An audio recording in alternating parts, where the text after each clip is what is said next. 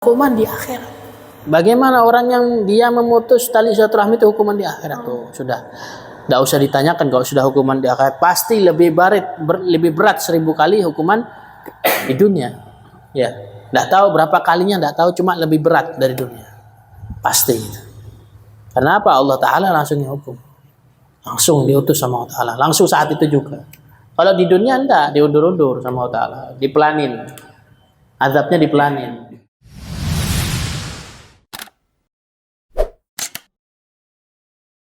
Ma syi'ta min syai'in ba'du.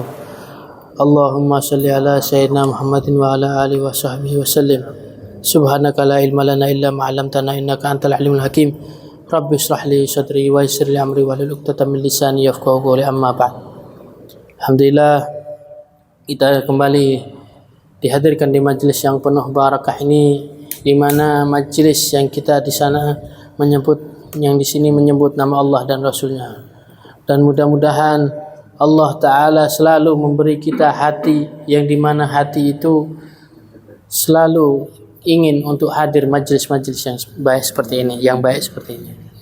Dan kadang pula alhamdulillah kita memang diberikan rezeki oleh Allah, dan bukan semua rezeki itu uang. Orang kadang salah mengerti rezeki itu uang. Tak. Salah satu rezeki, apalagi rezeki yang nikmat ini, yaitu hati. Kepinginnya hati bisa hadir majelis. Terkadang memang beberapa dari kita ada yang memang wajib ya. Bahkan dikatakan ini diwajibkan sama gurunya ya. Ya memang ada beberapa yang harus wajib. Tapi meskipun dalam keadaan wajib itu kadang hati enggan untuk menghadiri majelis ya. Tapi karena wajib itu jadi hadir majelis terpaksa. Dan itu termasuk rezeki dari Allah Ta'ala. Karena apa? Karena kita dipaksa untuk bisa menjadi baik ya. Meskipun ada dari kita terpaksa untuk hadir majelis ini, tapi apa? Karena kewajiban jadi hadir. Itu termasuk apa? Rezeki dari Allah Ta'ala. Karena apa? Allah Ta'ala kepingin kita menjadi orang baik. Alhamdulillah.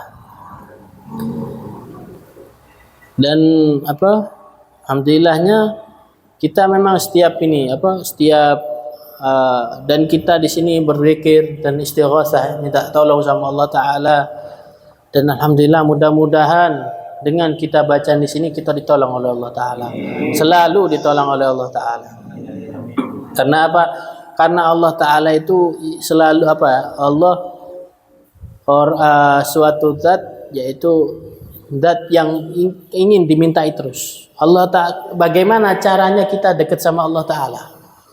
Salah satu cara dekat sama Allah Ta'ala itu bukan hanya ibadah, bukan hanya ibadah, termasuk dari ibadah, cuma bukan hanya ibadah, banyak. Salah satunya apa? Yang paling enak itu apa? Yaitu banyak minta sama Allah Ta'ala. Minta sama Allah Ta'ala, ya Allah minta ini, ya Allah minta ini. Bahkan Nabi Musa minta garam di dapur itu bukan minta sama orang, minta sama Allah Ta'ala. Saking barang cuma barang remeh, garam, minta sama Allah Ta'ala. Supaya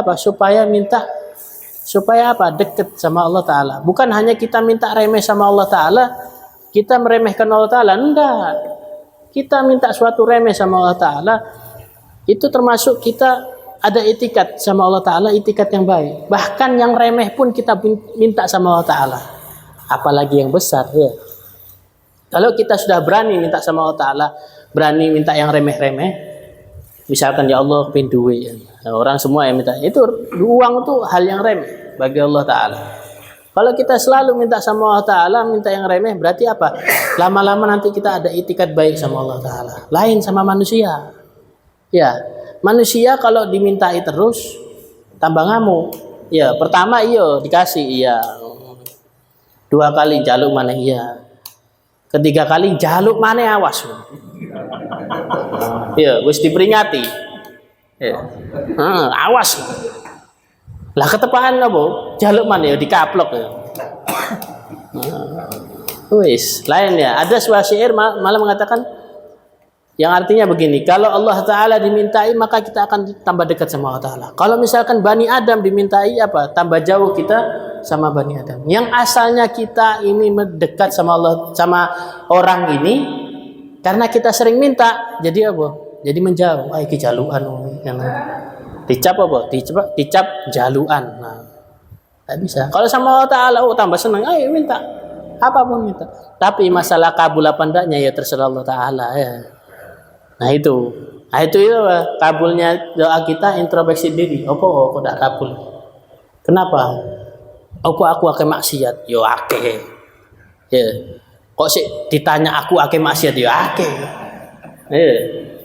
Aku kok paling aku akeh dosa nih tidak din. Yo akeh. Ya.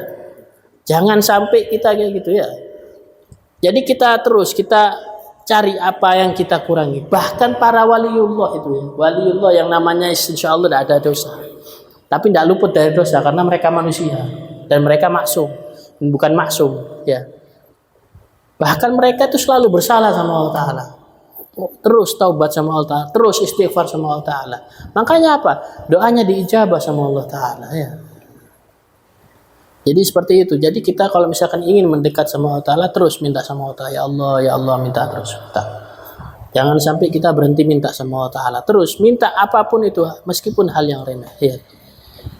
Dan mari sebelum kita membuka kitab ini, kita baca niat seperti niatnya Imam Haddad. Dan kita Fatihah kepada beliau. Bismillahirrahmanirrahim. Alhamdulillah Rabbil Alamin.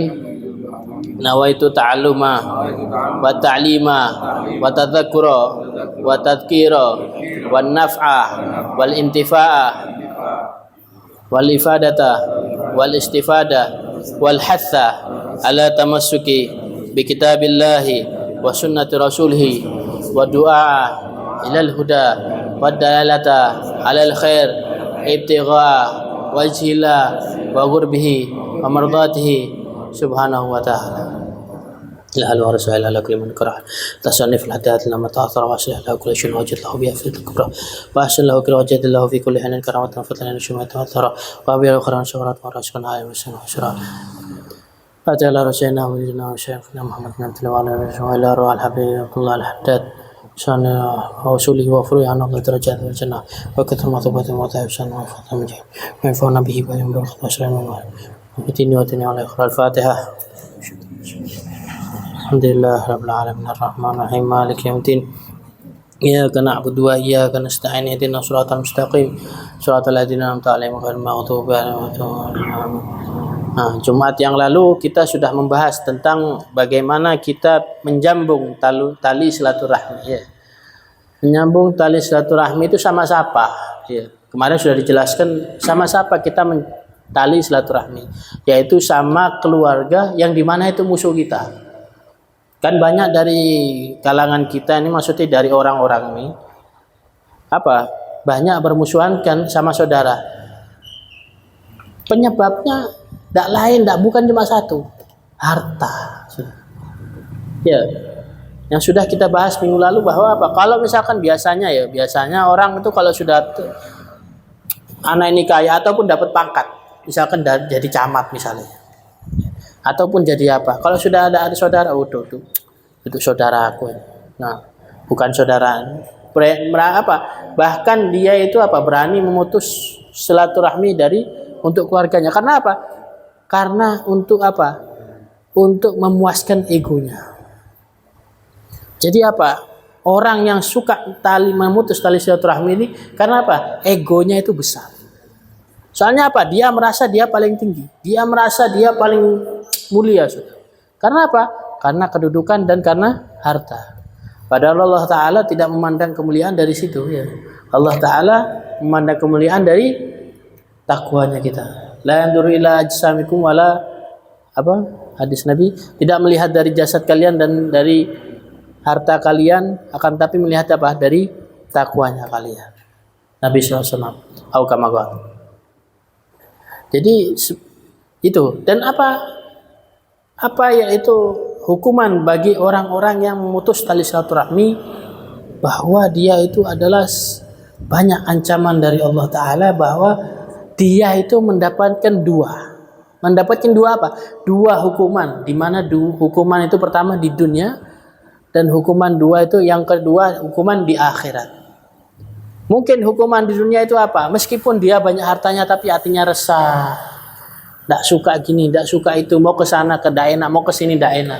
Seperti itu. Ataupun dia mendapatkan kedudukan. Misalkan biasanya orang-orang ini yang korupsi sana, korupsi sini, ini apa? Dia kayak mendapat apa? Dapat makanannya tiap hari itu makanan haram. Itu suatu hukuman. Ya. Kadang hukuman itu terasa, kadang hukuman itu tidak terasa. Dan orang yang tidak terasa atas hukuman Allah Ta'ala itu sudah namanya azab dari Allah Ta'ala. Misalkan kita gampang ninggalkan sholat, tidak gelisah kita ninggalkan sholat, itu azab dari Allah Ta'ala. Kita tidak zakat, kita tidak puasa, kita merasa tenang hati kita, itu azab dari Allah Ta'ala. Azab ya, hati-hati. Bukan itu ketenangan hati. Ketenangan hati, rezeki dari Allah Ta'ala. Kalau kita sholat, habis sholat kita tenang hati kita, itu rezeki dari Allah Ta'ala. Kalau misalkan kita habis sholat, kita tidak merasakan apa-apa, hati-hati. Hati-hati. Bisa-bisa nanti bisa kita introspeksi diri. Bagaimana kita kalau sholat tidak merasakan apa-apa. Ya, hati-hati. Dan yang kedua, hukuman di akhirat. Bagaimana orang yang dia memutus tali silaturahmi itu hukuman di akhirat tuh sudah. Tidak usah ditanyakan kalau sudah hukuman di akhirat, pasti lebih berat 1000 kali hukuman di dunia. Ya, tidak tahu berapa kalinya, tidak tahu, cuma lebih berat dari dunia. Pasti. Karena apa? Allah Ta'ala langsung hukum. Langsung diutus sama Allah Ta'ala. Langsung saat itu juga. Kalau di dunia tidak, diundur-undur sama Allah Ta'ala. Dipelanin. Azabnya dipelanin. Dikit aja azabnya. Ibarat kata azab untuk orang yang memutus tali silaturahmi itu di bumi ini azabnya cuma 0,01%. Ya, azabnya cuma dikasih 0,01%. Lainnya 99,9% di akhiratnya. Lebih kejam balasannya Allah Ta'ala di akhirat. Alhamdulillah. Wa kadzalika, dan yang memutus yang itu. Dan apa? Bagi orang yang menyambung tali silaturahmi, pahalanya gede. Ya sama perbandingannya. Cuma tidak tahu perbandingannya berapa, tidak tahu. Ya. Cuma Allah Ta'ala yang tahu. Ya. Allah dan Nabi-Nya yang tahu. Bagaimana balasannya Allah Ta'ala yang sangat besar, yang sangat baik bagi orang-orang yang menyambung tali silaturahmi. Dan nyambungnya itu bukan nyambung sama tetangga, bukan nyambung sama teman, bukan ya. Nyambungnya sama kerabat, sama keluarga. Kalau misalkan keluarga kita sudah baik, ya sambung sama tetangga. Kalau tetangga kita sudah baik, ya sambung sama teman kita. Ya, cuma yang paling afdol nyambung tali silaturahmi sama keluarga. Bismillahirrahmanirrahim. Wa kadzalika yanbaghi lil insan alla yata'adda bi sadaqati aqaribi arhamil muhtajin. Dan hendaknya sepatutnya bagi orang tidak medit. Maksudnya jangan sampai orang ini tidak mengeluarkan sedekah kepada kerabatnya dan kepada orang-orang yang para arhamhi dan para keluarganya yang membutuhkan. Jadi di sini Imam Haddad mengatakan bahwa kalau kita sedekah itu paling afdol sama keluarga yang membutuhkan, bukan sama orang dulu, sama keluarga dulu. Kalau keluarganya ini membutuhkan, ya sama keluarga dulu. Kalau keluarganya sudah kaya semua, keluarganya sudah mapan semua, ya sama orang. Ya. Nah ini, jadi tapi yang di sini dikatakan bahwa sedekah paling afdol itu sama kerabat yang membutuhkan, ya, sama keluarga yang membutuhkan. Wa yatarakuhum wa yatasaddaq ala ghairihim. Qala alaihi wasallam al-muta'addi fi sadaqah kamani'iha. Wa warada anna man yatasaddaq 'ala al-ajadi ma'a ilmihi bi hajati aqaribi ila sadaqah la yaqbalullah ta'ala sadaqatihi. Na'udzubillah. Apa kata Nabi SAW? Nabi SAW bersabda, al-muta'addi. Siapa muta'addi? Itu orang yang dia itu medit sama keluarganya di dalam sedekah. Maka dia dihitung sama Allah Ta'ala, ditulis sama Allah Ta'ala seperti orang yang mencegah orang dari sedekah. Kamaniha. Orang kalau sudah nyegah sedekahnya, hati-hati. Ya. Salah satu orang yang celaka, dia mencegah orang untuk bersedekah. Ya. Dan di riwayat yang lain dikatakan Nabi SAW bersabda, barang siapa yang dia itu bersedekah kepada orang yang jauh, maksudnya apa? Selain keluarga, dan dia tahu bahwa ada keluarganya yang membutuhkan, maka apa? Tidak diterima sedekahnya oleh Allah. Yang tadi sedekah yang kepada orang jauh, la yaqbalullahu taala sedekatuh, tidak diterima sama Allah taala, percuma. Jadi sedekah kepada orang luar, kalau misalkan ada keluarga yang dia itu dekat yang membutuhkan, kita sedekah kepada orang luar dan kita tahu dia membutuhkan tapi kita tidak kasih ke dia, maka apa? Yang sedekah tadi tidak diterima sama Allah taala. Jadi percuma kita bersedekah. Jadi mari kita kalau misalkan mau sedekah, kita lihat dulu keluarga kita mana yang membutuhkan, mana yang sekiranya misalkan keluarga ke adik atau ke kakak, apa sampean butuh apa? Mari mangan. Ono beras, tapi lek di kono pasti apa? Oh, kon kan aku dak iso mangan lah. Kon kan aku dak iso tuku beras ah.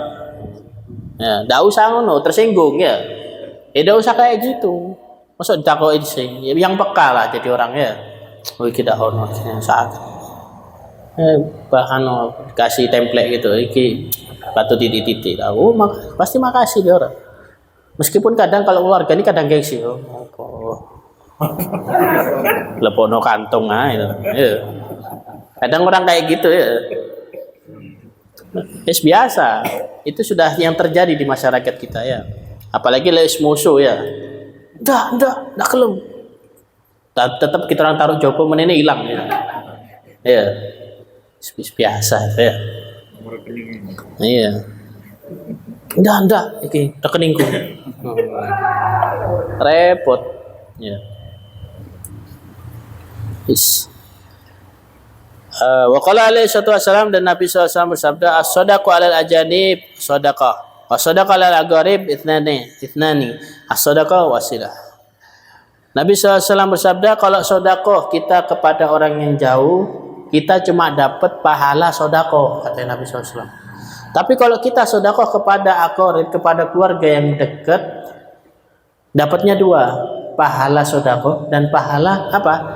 Menyambung tali silaturahmi. Dan kita sudah bahas di minggu kemarin bahwa pahala menyambung tali silaturahmi ini betul-betul pahala yang besar. Dan balasannya sama seperti yang memutus dua kali. Tapi dua kalinya apa? Kebaikan. Balasan dari Allah Ta'ala. Balasan di dunia dan balasan di akhirat. Ya. Jadi jangan sampai hati kita tergerak untuk melihat orang lain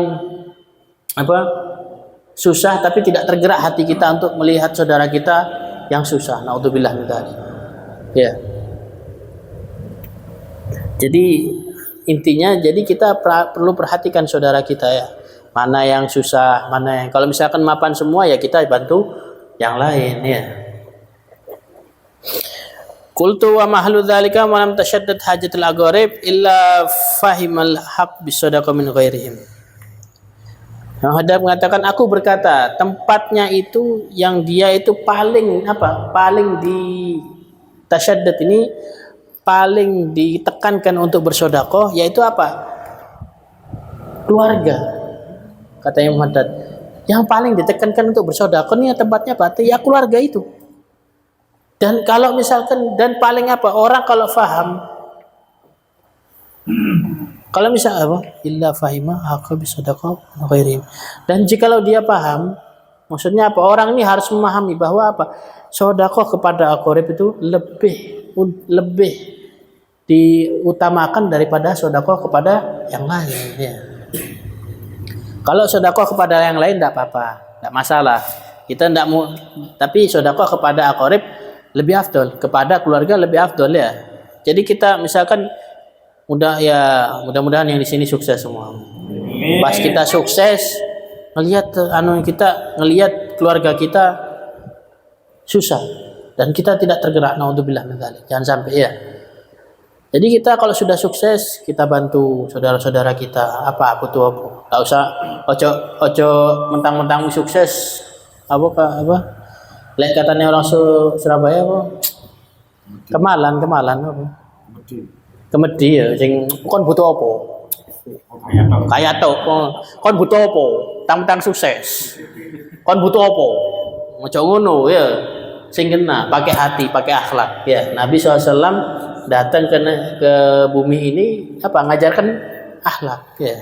Jadi kita sebagai orang muslimin, sebagai orang mukminin harus berakhlak ya. Ojo kaya to. Moro bang jaluk iki untik duitku. Ya, ojo ya. Wa idza wasata sadaqal gharib wal ba'id fashtaraku fiha kanat 'alal ba'id sadaqah faqat. Wal gharib sadaqatu wasilah. Jikalau kita bersedekah kepada gharib, kepada keluarga, fashtaraku fiha. Jikalau kita bersedekah ke keluarga ataupun ke selain keluarga, fashtaraku fiha, dibagi dua bagian. Wa amma idza ta'adda bi sedekah wa taraka gharib kanat ba'id sedekah faqat. Jadi orang yang misalkan selain keluarga kita sedekah hanya dapat pahala sedekah saja. Jadi hadis tadi dijelaskan lagi sama Imam Haddad bahwa bahwa kalau kita sedekah kepada orang selain keluarga kita cuma dapat pahala sedekah saja. Dan kalau misalkan kita sedekah kepada keluarga kita mendapatkan dua pahala ya. Mendapatkan pahala silaturahmi dan mendapatkan pahala sedekah. Amma idza ta'adda bi sadaqatihi wa taraka Ibrahim ma'ilmi bi hajatihi faqad asaa wa dzulum wa sadaqatu ghairu maqbulah kama warad. Dan jikalau kita menahan sedekah kita untuk keluarga kita, akan tapi kita mengeluarkan sedekah untuk orang lain, dan kita tahu bahwa keluarga kita ini susah, maka itu salah satu jadi dicap sama beliau itu adalah salah satu orang yang jelek dan orang yang zalim. Ya, kalau sudah dicap zalim berarti betul jelek ya. Orang zalim katanya Imam Haddad. Dan sedekahnya tidak diterima sama Allah Ta'ala seperti yang diriwayatkan tadi. Jadi kita kalau sedekah betul-betul ya, jangan kita sedekah sama orang luar tapi keluarga kita abaikan ya. Walau kullama kana rahimah aktsar ghurabata kana haqqu akad. Wa kanat silatul aujab wa yakunu gharib dhaif miskin muhtaj aula bil bir wa silatul minal gharib la ghani.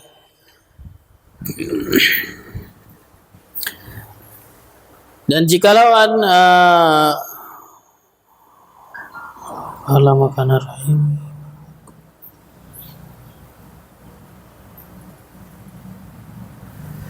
dan jikalau misalkan ada orang yang dia itu punya keluarga saudara kaya, dan soal keluarga kaya ini memang ditekankan. Jadi dalam saudara ini misalkan ada urutannya, miskin, tengah-tengah, yang kaya misalkan. Dan yang paling kaya ini yang paling berhak untuk yang paling berhak dan paling wajib untuk memberi orang yang miskin tadi ini. Memberi sedekah kepada saudaranya yang miskin tadi ini. Jadi dia yang paling wajib ya. Kalau yang tengah-tengah ini gimana? Kalau mengasihi tidak apa-apa. Bahkan dia wajib juga, tapi tidak sewajib orang yang saudara yang kaya tadi itu ya. Wa yakunu gharib dhaif miskin aula bil bir. Silatul wa gharib wal ghani. Dan di dalam saudara itu kedudukan yang paling tinggi sebenarnya yang paling miskin, yang paling afdol. Maksudnya sing akeh pahalane ya. Karena dia paling susah, ini susah segala macam daripada saudaranya yang kaya.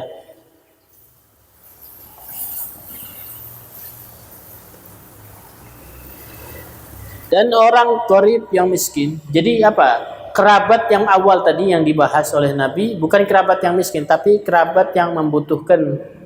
Ya.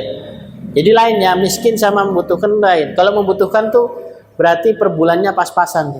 Nah, ini dibahas lagi sama Imam Haddad, kerabat yang miskin. Kalau misalkan kita ngasih uang ke kerabat yang miskin, kita mendapatkan dua pahala lagi.